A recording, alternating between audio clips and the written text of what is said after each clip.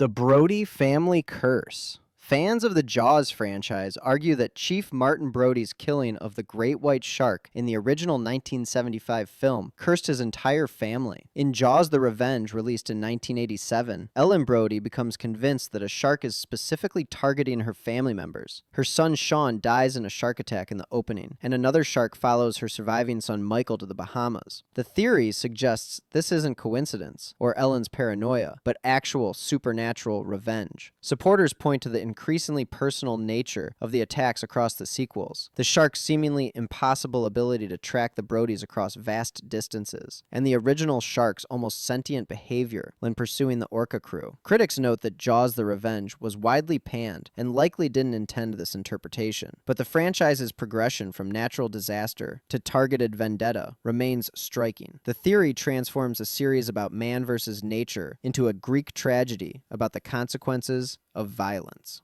E.T.'s species appears in Star Wars Episode 1, The Phantom Menace. During the Galactic Senate scene in George Lucas's 1999 prequel, several members of E.T.'s alien race can be spotted in the assembly. The creatures share the distinctive elongated heads, large eyes, and overall body structure of the extraterrestrial from Spielberg's 1982 classic. Lucas included them as a deliberate reference to his friend Spielberg, who had previously included Star Wars toys in E.T. This creates a fascinating possibility that both franchises exist in the same universe. If E.T.'s people are part of the Galactic Republic, his presence on Earth becomes an interstellar diplomatic mission gone wrong, rather than simple exploration. The theory adds weight to E.T.'s advanced knowledge and technology. Some fans calculate that if the Phantom Menace takes place a long time ago in a galaxy far away, E.T.'s species had thousands of years to reach Earth by 1982. The cross-franchise Easter egg has become one of cinema's most beloved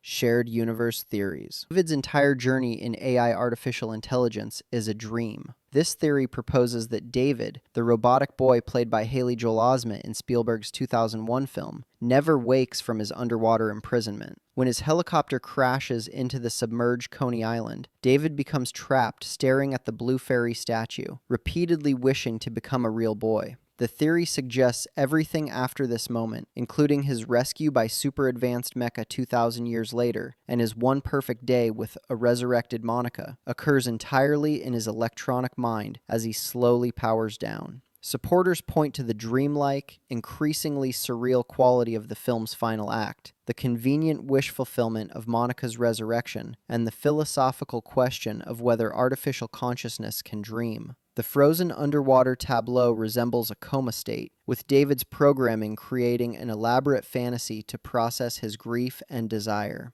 This interpretation transforms the ending from bittersweet reunion to tragedy, with David dying alone at the bottom of the ocean, dreaming of the love he could never truly have. The theory emphasizes the film's questions about consciousness, memory, and what makes us real. Dennis Nedry wasn't the only saboteur in Jurassic Park. While Nedry's shutdown of security systems to steal dinosaur embryos is the obvious act of sabotage in the 1993 film, this theory argues that other corporate spies were already embedded in the park. Multiple systems failed in ways that exceeded Nedry's programming access, suggesting coordinated attacks. The theory points to how quickly and completely everything collapsed, how certain failings seemed designed to maximize casualties, and how conveniently the phone lines were cut. Some fans suggest Ray Arnold, the chain-smoking engineer played by Samuel L. Jackson, was a second agent whose death was faked to escape after completing his mission. Others propose that John Hammond himself orchestrated a controlled disaster to eliminate his partners and maintain complete control, or that InGen leadership wanted the park to fail to justify a military application pivot.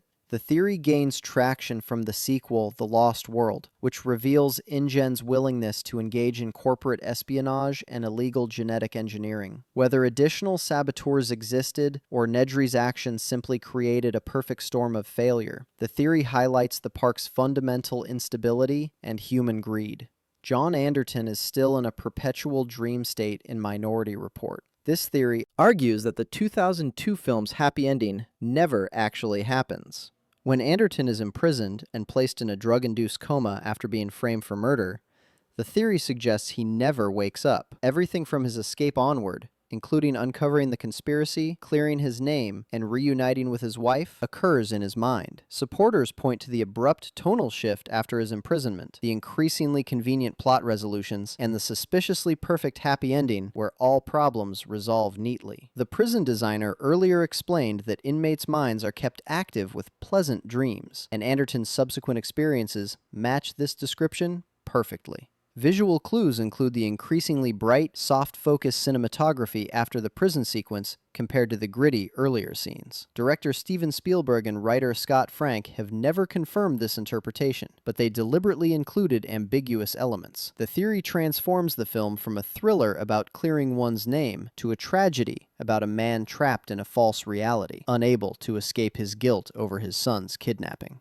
It raises questions about whether a perfect simulated life is preferable to an imperfect real one.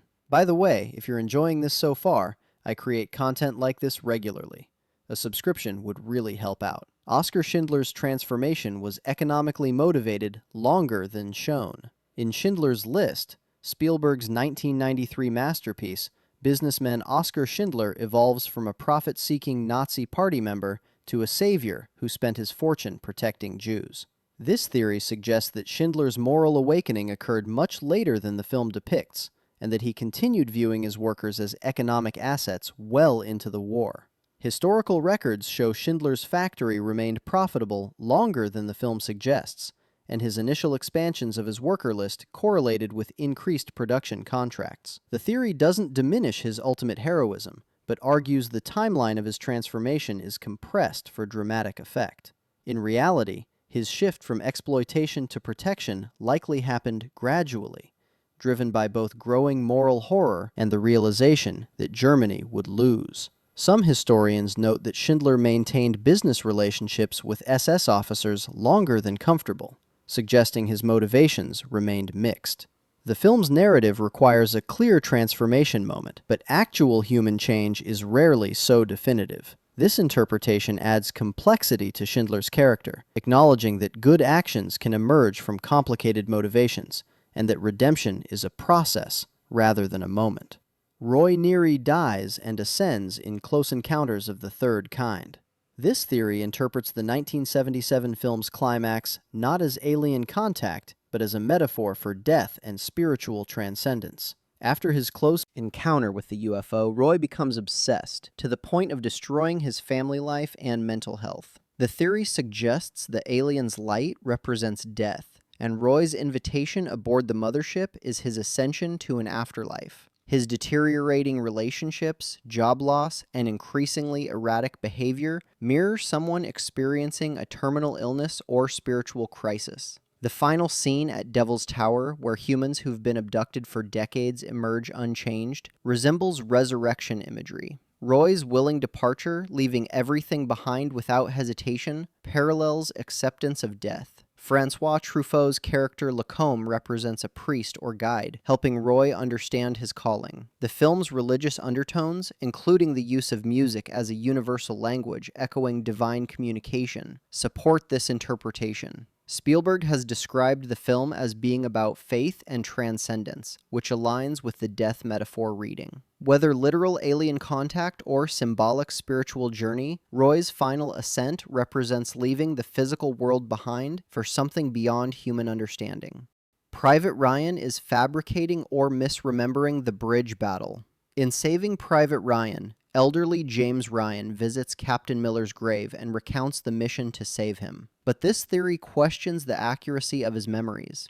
The 1998 film's framing device shows Ryan as an old man, and the theory suggests the entire Ramelle Bridge battle sequence is distorted by decades of trauma, guilt, and memory degradation. Certain elements seem too cinematically perfect, including the precisely timed tank arrival, the symbolic deaths of each squad member, and Miller's final words to Ryan. Survivors of traumatic combat often reconstruct events to create narrative sense from chaos, sometimes incorporating stories heard from others or filling gaps with imagination. The theory points to how convenient certain plot beats are, how each character gets a meaningful death, and how Ryan's survival among so much carnage strains credibility. Ryan's emotional breakdown at the cemetery suggests guilt over misremembering, not just survivor's guilt. Perhaps the real battle was less heroic, or Ryan's role less significant, but his mind reconstructed events to justify the sacrifice made for him. This interpretation doesn't diminish the film's impact, but adds a layer of unreliable narration that makes Ryan's question, "Have I lived a good life?" more desperate and uncertain. Peter Pan and Hook never actually returned to Neverland. This theory proposes that Peter Banning's entire adventure in the 1991 film occurs in his mind during a mental breakdown. The stressed corporate lawyer who has forgotten how to connect with his children creates an elaborate fantasy to process his parenting failures.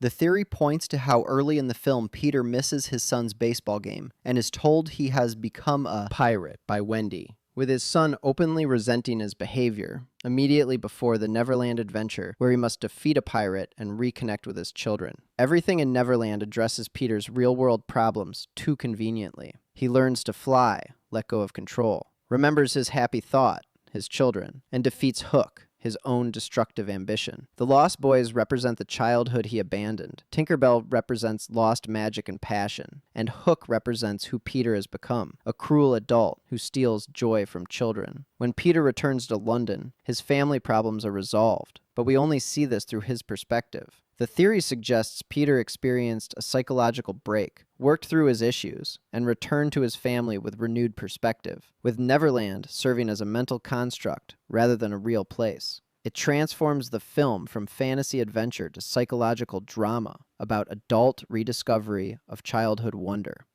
The dinosaurs in Jurassic Park aren't actually dinosaurs. The park's Mr. DNA video explains, in the 1993 film, that the geneticists filled gaps in damaged DNA with frog DNA. But this theory argues the results aren't dinosaurs at all. They're entirely new hybrid creatures that merely resemble our understanding of dinosaurs. The theory points to multiple behaviors that don't match what paleontologists expected from real dinosaurs. The ability of some species to change sex like frogs, and the generally increased aggression across species. In the novel by Michael Crichton, this concept is more explicitly explored, with characters noting the animals are theme park monsters designed to match public expectations rather than scientific accuracy. Dr. Grant states in the film that the velociraptors are smarter than expected and hunt in coordinated patterns, suggesting the frog DNA fundamentally altered their nature. The theory gained support from later films in the franchise, particularly Jurassic World, which openly creates hybrids like the Indominus Rex. If InGen was willing to create designer monsters later, they likely did so from the beginning, just less intentionally. The creatures in the park are genetic experiments that coincidentally resemble dinosaurs, with enough frog, reptile, and bird DNA mixed in to create something never seen in Earth's history. This explains why chaos theory applies so dramatically to the park, because they weren't recreating nature, they were creating it. The aliens in War of the Worlds targeted Ray's family specifically. In Spielberg's 2005 adaptation, working-class father Ray Ferrier, played by Tom Cruise, protects his children during an alien invasion. This theory suggests the attacks weren't random, but directed specifically at Ray's family as part of a targeted study or test. The theory points to impossible coincidences in their survival, including Ray's son surviving a massive military confrontation that should have killed everyone involved, and the aliens consistently attacking near Ray's location despite millions of other potential targets. Ray's ex-wife's parents' house in Boston remains untouched when nearly all other structures are destroyed. The basement scene where an alien probe searches the house feels personal rather than systematic. Some versions of the theory suggest Ray is actually an alien-human hybrid whose DNA the invaders need, explaining why they want him alive. Others propose the entire invasion is a simulation or test of human parenting under extreme stress, with Ray's redemption as a father being the true goal. The film's focus on family dynamics over global catastrophe supports this interpretation. If the aliens seeded themselves on Earth millions of years ago, they might have also influenced human evolution, making certain bloodlines significant. The theory transforms a disaster film into a targeted psychological experiment. Victor Navorsky is an unreliable narrator in The Terminal. This theory suggests the 2004 film's story is an embellished or entirely fabricated tale told by Victor to explain a more mundane reality. The theory points to the increasingly absurd conveniences in the plot, including Victor's ability to survive for months in an airport terminal, his romantic connection with a flight attendant, his construction of a functional living space, and airport authorities' inability to simply deport him despite obvious solutions. The real Victor might have simply overstayed a visa or violated immigration law and chose to hide in the terminal rather than face consequences, creating an elaborate story to justify his actions. Or Victor could be a con artist who discovered how to exploit legal loopholes, living rent-free in the terminal while running small-time schemes. The film's whimsical tone and storybook quality support the unreliable narrator reading. Spielberg based the story on Mehran Karimi Nasseri, who lived in Charles de Gaulle Airport for 18 years, but that real situation involved mental health issues and refugee status complications. The film romanticizes institutional failure and bureaucratic absurdity to an impossible degree. If Victor is embellishing his story, the film becomes a commentary on how people reconstruct their experiences to seem more meaningful, and how charm can paper over darker realities. Avner's entire mission in Munich was a Mossad psychological test. This theory proposes that the assassination mission in Spielberg's 2005 thriller never actually killed anyone, but was instead designed to test Avner's loyalty and psychological limits. The theory argues that the 11 Palestinian targets listed after the 1972 Munich Olympics massacre were already dead or relocated before Avner's team began their mission. Mossad wanted to see how far Avner would go, how the killings would affect him mentally, and whether he would remain loyal when his certainty eroded. Supporters point to how easily the team locates supposedly hidden terrorists, how conveniently information becomes available, and how certain targets seem prepared for their arrival. The film's increasing paranoia and moral ambiguity mirror a psychological experiment pushing subjects toward breakdown. Avner's eventual questioning of his mission and rejection of Mossad could be the intended outcome, identifying agents who will blindly follow orders versus those who develop independent moral reasoning. The theory gains credibility from documented intelligence agency psychological operations and the film's focus on Avner's mental deterioration rather than action. If the mission was a test, the film transforms from revenge thriller to examination of how violence destroys those who commit it, even in service of justice. The truth remains ambiguous, much like intelligence work itself. If you found this valuable, subscribe so you never miss new content. Thanks for watching.